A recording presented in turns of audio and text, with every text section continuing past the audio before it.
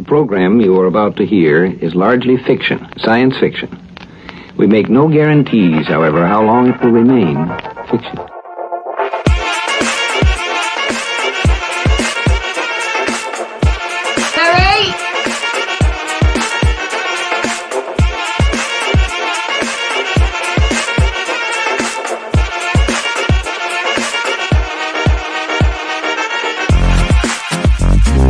The price you will pay now is the time you will invest to listen and to see.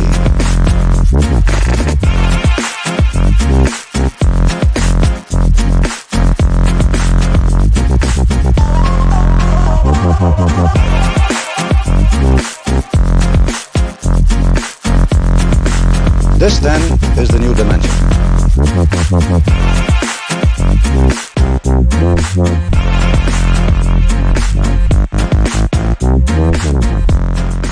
To eat or not to eat, that is the... Hello, and welcome to Sci-Fi London and our programme announcement for 2022's festival.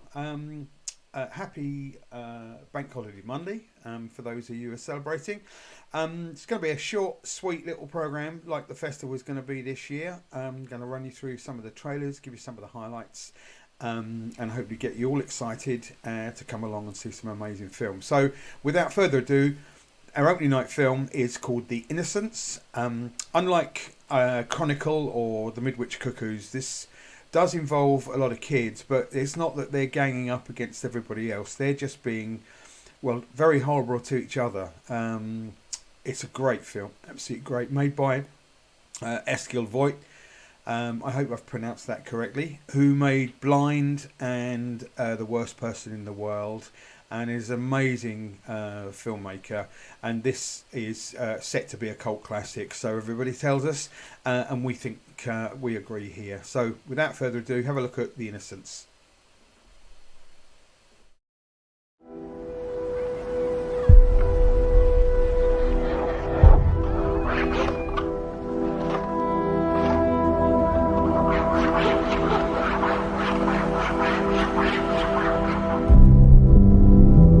Hva er det du gjør? Ja. Skal jeg vise deg noe? Nå. Oi! Er det søsteren din? Hun er autistisk. Hvem er det du snakker med?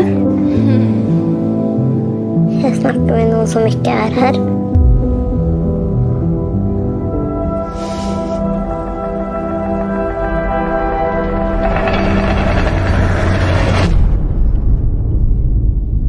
Mamma, hva gjør man hvis noen er slemme?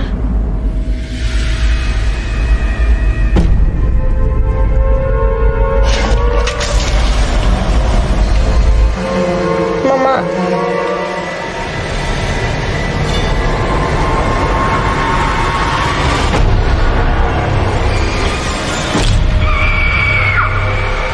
Ikke vær sånn. Slutt, mamma.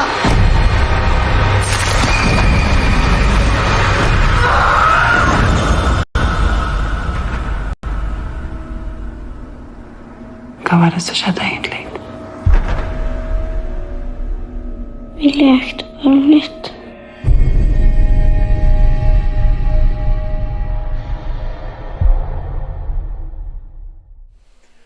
This is a great film, and I really hope you come and see it and spend the night with us on the 19th of May.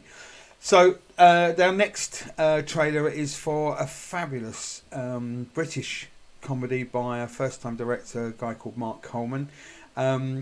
This is the kind of oddity that we really love at the festival. It's local. It's actually made in and around Canvey Island and Essex.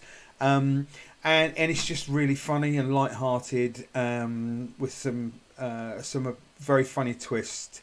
A very sweary girlfriend or wife to Terry, the lead character. and one of the worst fish costumes we've ever seen in a movie. You're going to love it. If people aren't cosplaying this at Comic-Con next year, I'll be very surprised.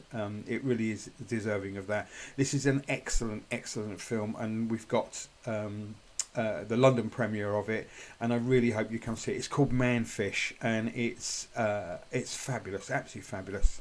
Roll the trailer, please.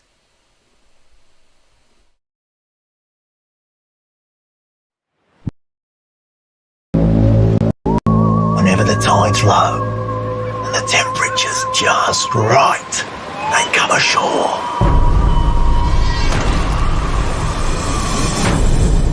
This could be worth a fortune. Why can't we just take you to the vets? It ain't a kitten, Terry.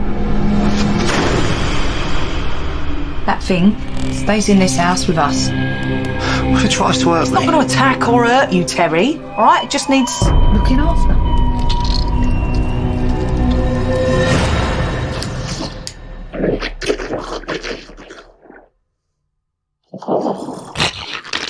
Terry!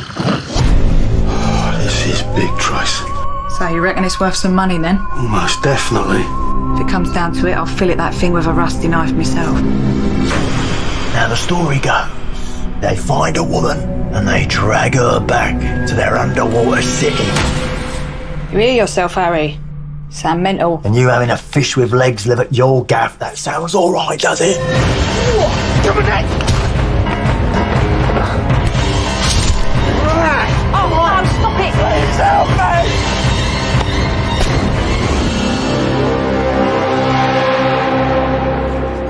Right. Now that we're all together, I want to come up with some ground rules. It's excellent. It really is an excellent film. I'm actually quite terrible at doing this selling or informing people around films, because I either give away the plot and tell you everything that's happening in the film, or I kind of stumble and try not to give anything away and then don't tell you anything. But I promise you, it'll be a great night out. Do come and see it. It's fun for all of the family, as long as you don't mind a lot of swearing and seeing a load of folks in Essex and a man in a fish hat. I love it. I absolutely love it. Right, so next on to the next thing we've got. This is on. So that Manfish is screening on Friday, the 20th of May at Stratford Picture House. And on the same evening, we're also screening an Indian movie called Rani, Rani, Rani. Now, when you think of Indian cinema, I guess the first thing that's obvious comes to mind is Bollywood films and dancing and singing. When I've seen what people have told me is Indian science fiction, mostly it's been Bollywood style films with singing and dancing and so on, but it ends up being kind of more spiritual and mystical, because there's a dead uncle who's guiding someone, or someone will be reincarnated and so on. It's very rare to see I guess what we call a hard sci-fi film, something that uses the idea of a low budget, kind of indie looking, very science based film with characters who aren't singing and dancing, and there's no kind of mysticism and spiritual influences coming through. And that's exactly what Rani, Rani, Rani is. It's I guess if you think of a sort of a South Asian primer, for those of you who know the Shane Carruth movie, it involves a near abandoned village. There's a woman called Rani who's having a hard time with her husband and the sister-in-law. They're always fighting about money. Times are hard and so on. And she goes off for some peace and quiet and runs across this group of guys who are out doing a science experiment. Well, actually what they're doing is they're testing this new machine and trying to sell it to a guy, to a potential investor, a buyer. And they need a guinea pig, or would like a guinea pig, in order to sort of show it off properly. And they talk her into it and give her some cash and say, look, we're just going to turn the machine on and you should be fine. And that's where everything changes for her, obviously, because she sits inside the device and comes out after what she thinks is a little bit of time and is fine. And there are now two of her. There is a Rani and another Rani. And then it gets more and more complicated from there. And it's a really good film. I don't want. It's difficult to tell you without giving you away too much of the plot, but it's a really good film to see something that's, again, feels much more hard, much more indie, much more science fiction based than sort of science fantasy or fantasy based. So this is the trailer for Rani. You're worried about her life. If it works, everything is going to change.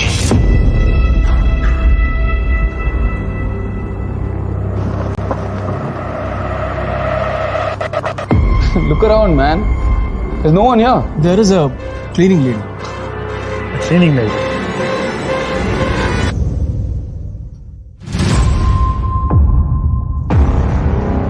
कंजूसी क्यों कर रहा है? भर के लाना।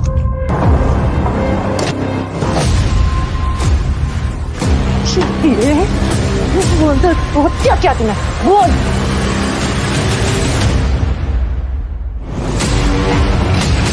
अस्पताल तक पहुंचाते। 5 मिनट रुक जाओ।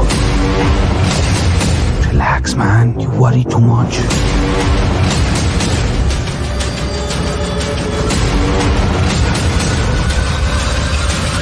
What you're trying to say is that for a short time, there'll be two of them.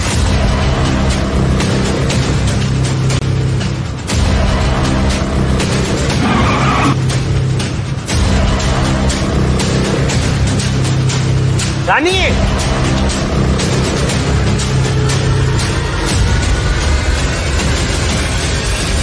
What the fuck happened?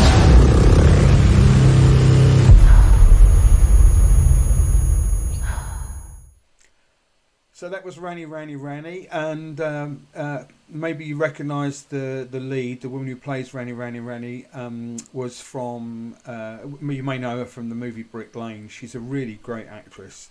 She's constantly working in India, done quite a lot of films in the West as well now. So I highly recommend it. Do come along. It's on Friday the 20th of May. Okay, next up we've got a couple of documentaries in the festival this year. Two of them are particularly of interest, I hope, to slightly different audiences, as it were. The first one we're going to have a look at is called A Tear in the Sky. So we get lots of stuff to do with UFOs come through the festival, and actually we very rarely show any of it, the sort of conspiracy theory documentaries. We have had the odd fictional movie about alien abduction and UFOs. A couple of years ago we had Skyman on, which was made by the guy who did Blair Witch Project. And we do, you know, I like that kind of film personally, and the team kind of like those kind of films. But in terms of factual documentary stuff, most of them are terrible. This one, however, we really liked this as a film. It's made by a woman called Caroline Corey, who's a leading ufologist and filmmaker.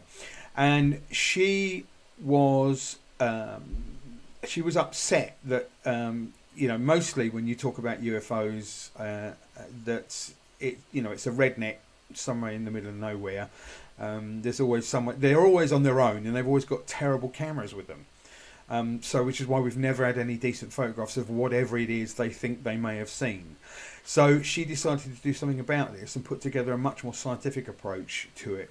And then in the early 2000s, I think it was, there was a lot of activity seen in and around the coast in America, I think sort of Florida area, with what the Army, US Navy and the US Army were calling Tic Tacs, these sort of small objects that were flying around. And actually it was documented quite heavily and reported by the US military as a UAP, as they call them, an unidentified aerial phenomenon. So rather than being a UFO. So what she decided to do was set out with a team of scientists, with some physicists, with some military people. They got equipment from MIT, they got equipment from NASA. They had a whole full spectrum range of metering, different radiations that they could read and so on. They set up 3 points in triangulation, and then they tried to capture some actual decent footage of some UAPs as opposed to a UFO. Some UAPs, and it's a really fascinating documentary. So let's have a look at the trailer for that. It's called A Tear in the Sky. What is mankind is an insatiable curiosity. Insatiable. What is that? Nobody knows. The phenomenon. Nobody's ever done this as far as I know. It's a huge amount of work, a huge amount of data and equipment. That has never been done. Whatever this is more complex than we could ever imagine. This is a first in the field of ufology. The variety of devices we're bringing as a team to study the phenomenon covered an entire spectrum of different technologies in real time. That moment shook me to the core because I knew my life was about to change again. I think we're going to have like a couple of really, really good spots. When I hear that you've assembled a team of top scientists using state-of-the-art equipment, I say to myself, it's about time. This is an unidentified, unclassified new phenomenon. Wow, Tic Tacs. Navy Tic Tac. Maybe. Caught on our cameras. Yep. That's incredible. Crazy. It isn't crazy, it's crazy. It's crazy. We can go from body heat to very cold, like about minus 62 Celsius or minus 80 Fahrenheit. Wow. We will be transmitting data up to 800 terahertz in frequency. Our highest technology is up around 500 gigahertz. I can't tell you how much I'm looking forward to seeing what you've uncovered.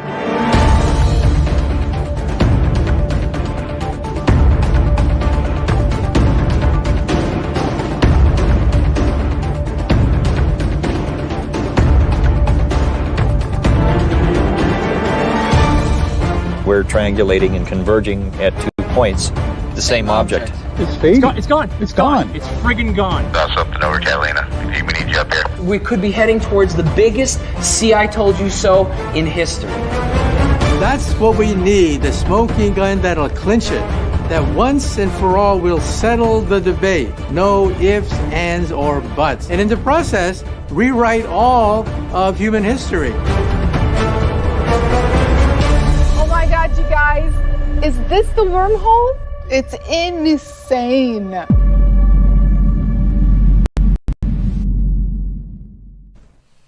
And you will notice from A Tear in the Sky that William Shatner is also in it. I don't know that he brings much to it, but he's always great value and we love to see him. It's a great performance by him, being terribly excited, like I like to get about things.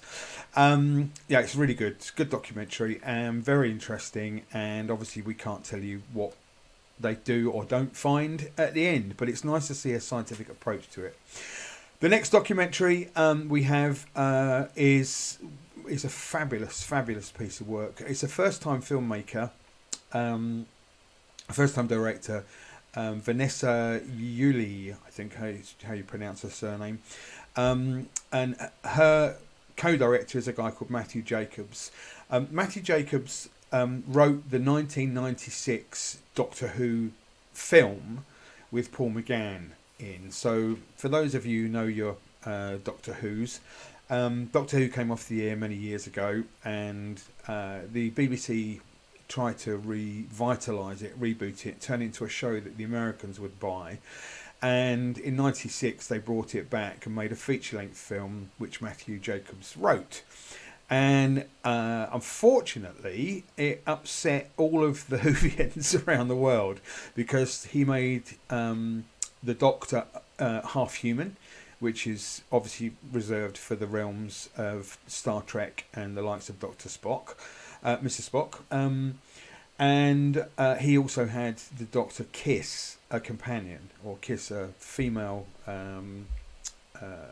in the show, in the film, which is kind of heinous for Doctor Who. So it got very bad press and very upset an awful lot of people. Anyway, so that's what happened, and it didn't really work. Doctor Who didn't get picked up again and didn't become this big American hit, and it didn't really work until Chris Eccleston obviously brought it back later on, and then the next set of classic Doctors, as they have become, in Neil Tennant and Matt Smith and Jodie Whittaker and so on, have really made the show take off again. Anyway, this is a fantastic documentary it's called Doctor Who Am I? And it's about Matthew Jacobs and about the vitriol that he got, about his steps back into fandom, coming into deciding to go out to some of the conventions and start to sort of put himself back out there and show people who he was, and sign some photographs at conventions and so on, all the things that would normally happen. And he was with some trepidation, obviously, but also it works on another level because it's a really interesting documentary about fandom and about the obsession with Doctor Who. And everyone has their own Doctor. Everyone remembers when they were a kid and they were attached to Doctor Who, and most people have a different Doctor Who depending on how old they are. But this is a really, really interesting take on fandom and fan culture. It's very touching and endearing, and then you also find out a little bit about Matthew Jacobs' backstory, and we're absolutely delighted. We have the world premiere of this film. They're coming. Both directors and the writer will be coming along to the screening. I do hope you'll be there. That's on Saturday, the 21st, again at Stratford Picture House. So let's see the trailer for Doctor. Well, in fact, actually, we don't have a trailer because it's so fresh. We've got some clips. So this is a couple of clips that have been put together, give you a taster of what the film is about. So, Doctor Who Am I? This is the best place. Saros, 3,000 Whovians and lots and lots of booze. The American fans. They are the diehards. Balls to the wall kind of attitude. All through medical school, I was still kind of the closet Whovian. We're just a normal couple. We just got married 2 years ago. As I was writing that Doctor, I was pouring myself into that character. I was pouring my experience of the Doctor as a child, and all the wit and all the warmth and all that sort of love that the Doctor has of humans. I was pouring into this character, and I was loving doing it. I was putting myself on the line there. Someone wrote to me and said, "You got it the wrong way round." Yeah. Pedants. Don't he just love them? My Doctor, the 8th Doctor, has been mainly on audio all these years. Right. So I played the Doctor on the radio. You've been alive as a Doctor, you've been alive for longer than any other Doctor. The longest and the shortest. Yeah. It's become it. Hey there. Hey, I'm back. Oh, this is hard to find. And look at that. No sex, please. He's British. Certification in 12. No sex, please. He's Matthew Jacobs. Yes, okay. The nature of obsessive zealot fandom is something I'm interested in. Yeah, because there are people that's what they do. Yeah. All year round. Exactly. Every day. And we're cogs in that wheel. Yeah.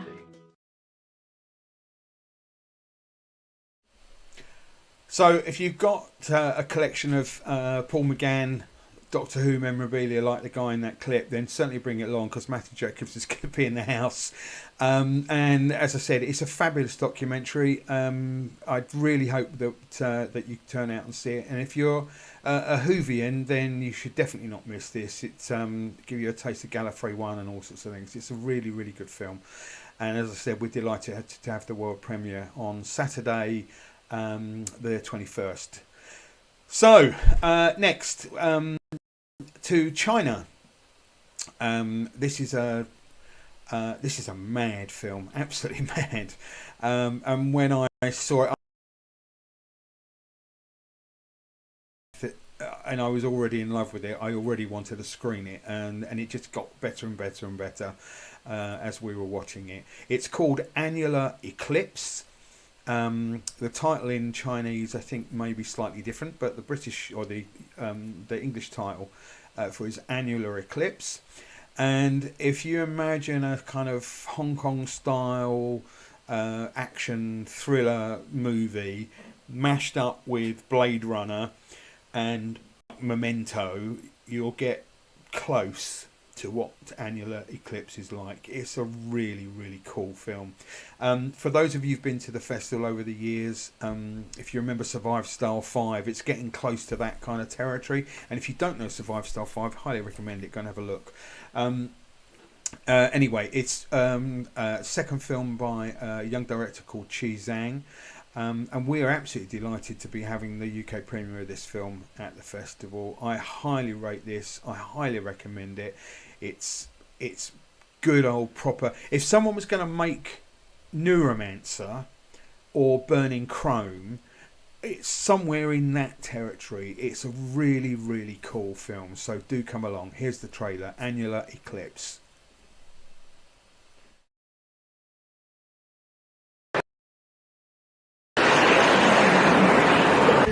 超级日环食即将在6个小时后抵达。任务下线门槛冲了100万。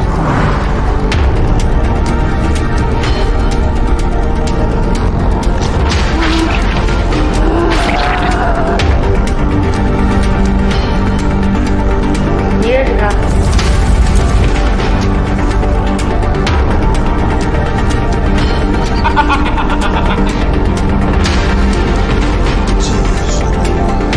就藏在新兴阿兹海默研究所。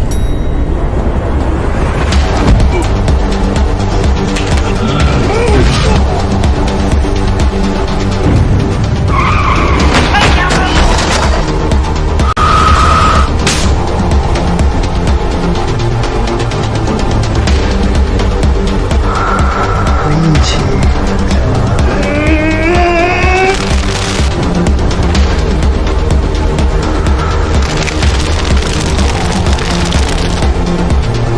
羽翼最丰的灵性，也费不出肉体需求的约束。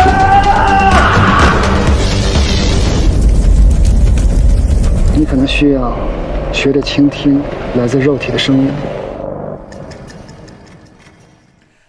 It's promise you, come along and see it. You'll be confused and amazed, and your eyes will be pouring out of their sockets. It's really good. Okay, on to another world premiere that we'll be having at the festival. This is from Dean Devlin's Electric Entertainment company. Dean Devlin, who you should all know, was the producer of great science fiction films like Independence Day, and he works a lot with Roland Emmerich in the past. His company now make an awful lot of genre movies, and in particular science fiction films, and we're again excited. We've been given permission to screen the first people in the world to show a new movie called The Deal.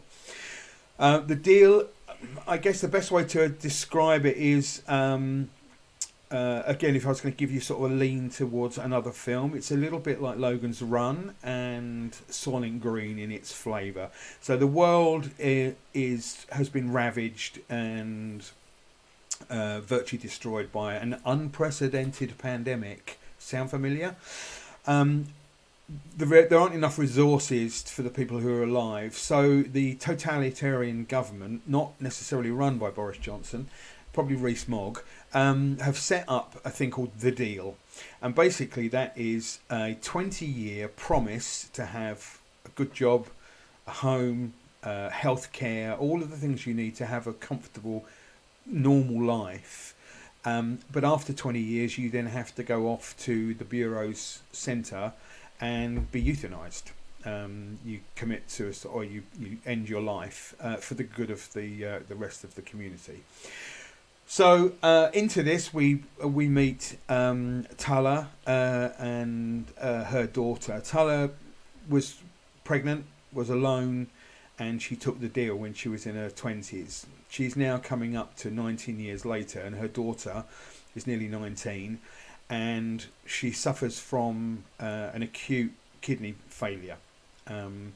And she can get a kidney from her mother. Her mother is a donor candidate, and they can cure her, but they have to pay for it, and they don't have the money in that society. So the only way they can do it is wait 6 months for her number to come up, or for the daughter to take the deal. Her mother doesn't want to take the deal, and the mother's only got 5 days left before she has to go and be euthanized. So that's given you the plot. Hasn't given you the end or what's going to happen from there on. But that's what you'll find on the blurb. It's a really good thriller. It's very slick. It's got some great ideas in it. It's, as I said, it's very reminiscent in places of Silent Green, and particularly Edward G. Robinson's beautiful scenes when he goes to sacrifice himself. I really enjoyed watching this, and again, we're delighted to have the world premiere. The other really great thing about, in fact, I'll tell you what, let's play the trailer and I'll tell you afterwards. So if anyone knows your 48-hour film challenge, have a look at this now. So this is The Deal.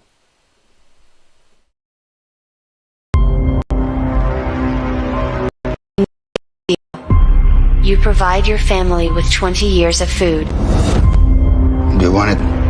Mom, don't. A home of your own. And knowing that you didn't take more than your fair share. The deal is a gift. Take it. There's an order to things if you want to survive. Everything past those walls has been bombed or poisoned, died in the heat. What's in here isn't great, but at least it won't kill you. Thank you for all your work, and congratulations on your processing. I'll take the deal. You took it. You're not taking it. The deal is a gift. The deal is a curse. Everything will be fine. I have a ticking clock inside of me. They put it there. I just need a little more time. Maybe we can find a way.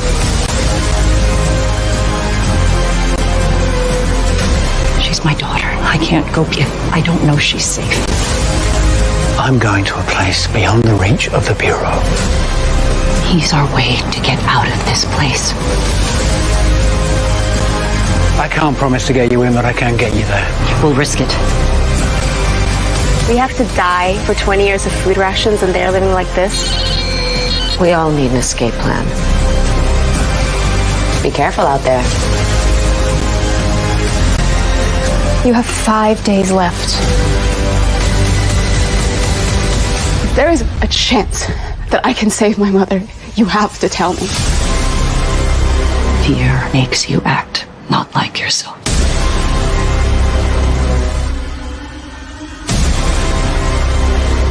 You have to take the deal.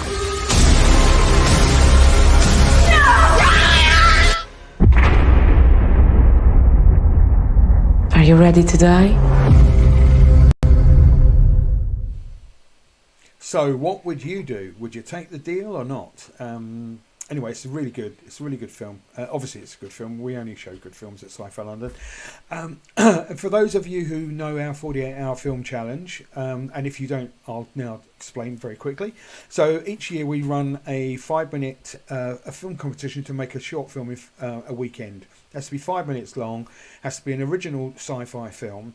And the guys who won it 5 years ago made a film called The Dreamsy, and Emma Fisher, who's the lead of that short film, is the young girl. She plays the daughter in The Deal, and she's absolutely fantastic, and a very convincing American accent, but she's really good. And I think actually we might play that at the premiere, just so you can see the short as well if you come along. So do come and see it.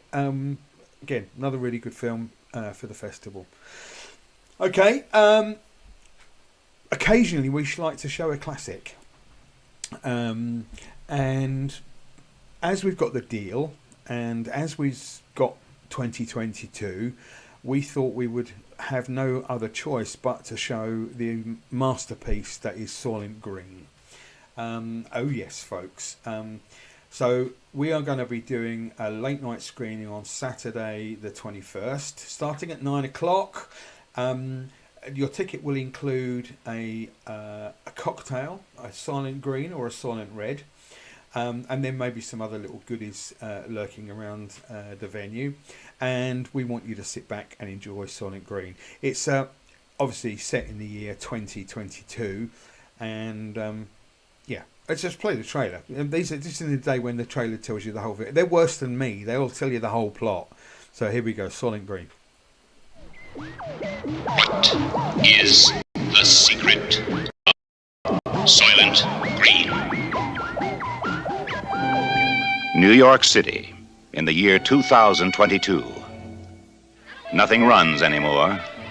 Nothing works. But the people are the same. And the people will do anything to get what they need. This is the police. What they need most is Soylent Green. The supply of Soylent Green has been exhausted. Return to your home.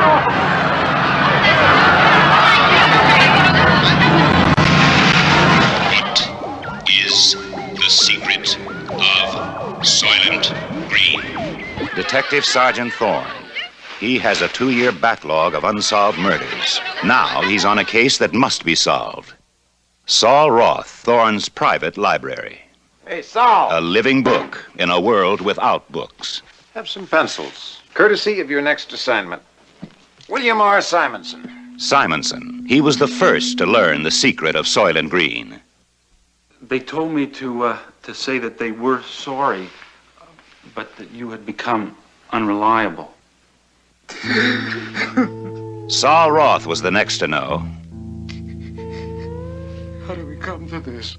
And he chose to die rather than reveal the secret of Soylent Green.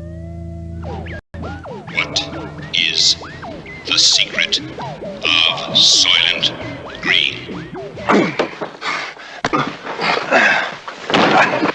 Why did you set up Simonson? I didn't. Cheryl. See your hands. Officially, she's furniture. She comes with the apartment. She belongs to the tenant. How many times you been in trouble with the police, Cheryl? Never. Can't hear you. Never. Captain Hatcher. First, he wanted this case solved. Simonson. What do you say? It was an assassination. Now, he just wants it closed. Who bought you? High and hot, and they want this case closed permanently. Their way. Now, you sign this. You sign it! Thorne refuses to close the Simonson case. Just do what you have to do.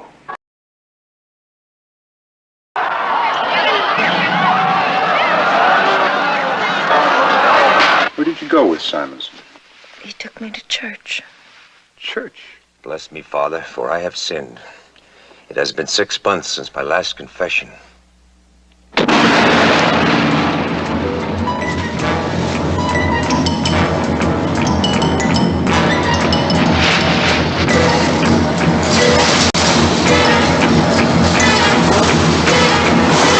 Robinson, Chuck Connors, Lee Taylor Young, Brock Peters, Paula Kelly, and Joseph Cotton fight for survival and try to solve the most bizarre riddle ever to face mankind. The search for the secret of Soylent Green.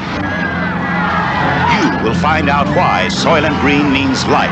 You will find out why Soylent Green means death. We've got to stop them! What is the secret of Soylent Green? Please!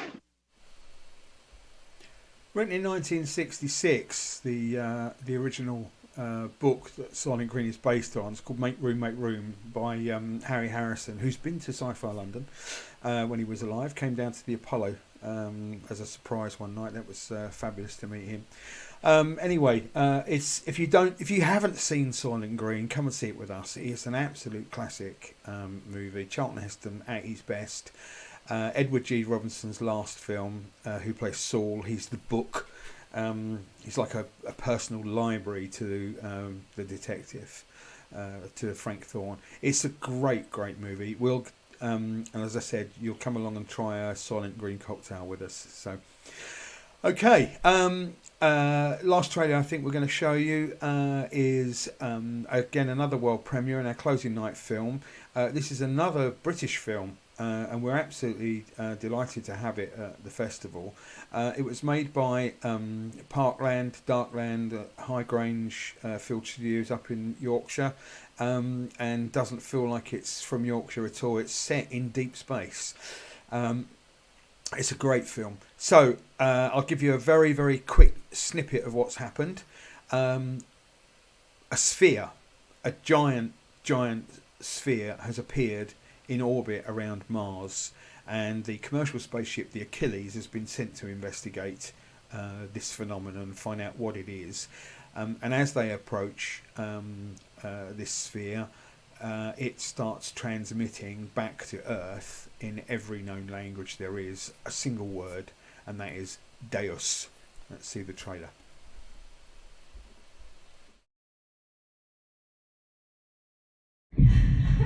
Mom!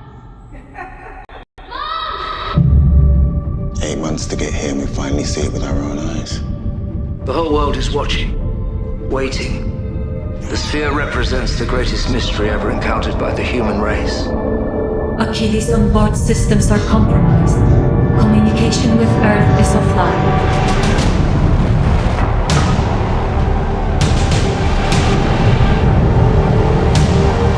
The transmission is a message. Deus.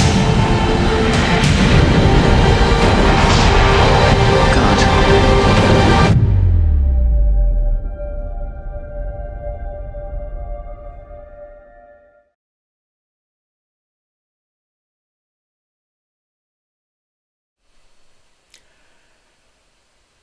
It's great. It's a really good film. Claudia Black, Phil Davis. You might have seen Richie Blackwood from EastEnders is even in it. David O'Hara. It's a really solid cast. Love the spaceships. Really great production design, and it's British. And really, really delighted that we've got the world premiere. We'll keep you posted about cast on the night, which talent are coming. So make sure you're on all of our socials. So we're at Sci-Fi London on Instagram, Facebook and Twitter. We want our numbers to keep going up, so make sure you share us, tell your friends and all that stuff. Tickets will be on sale, I imagine, by Friday this week. It's all a little bit late this year, just we've been trying to sort of confirm the films and get them, but I'm hoping that it will all be on sale by Friday. We are looking into doing a pass, something that will cover the whole weekend, but there'll be more news about that again on our website and through our social. I think that's it, other than to say please spread the word, please come along. It's, you know, what are you going to do now? Stay at home, COVID's over. Come and have some fun in the cinema. We're down at Stratford Picture House.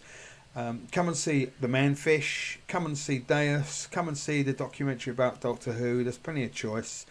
There's some really good fun stuff that we've got on, and I hope to see you there. Live long and prosper. Thank you very much for listening to me, and out. The program you are about to hear is largely fiction, science fiction. We make no guarantees, however, how long it will remain fiction.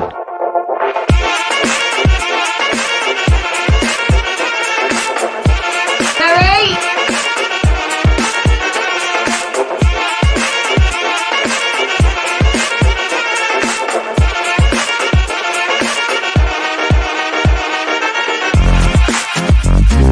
The price you will pay now is the time you will invest to listen and to see.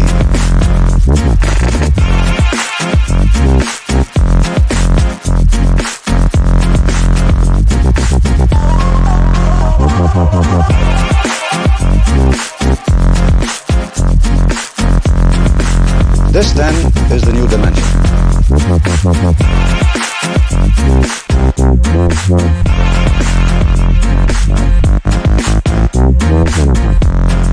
To eat or not to eat? That is the question.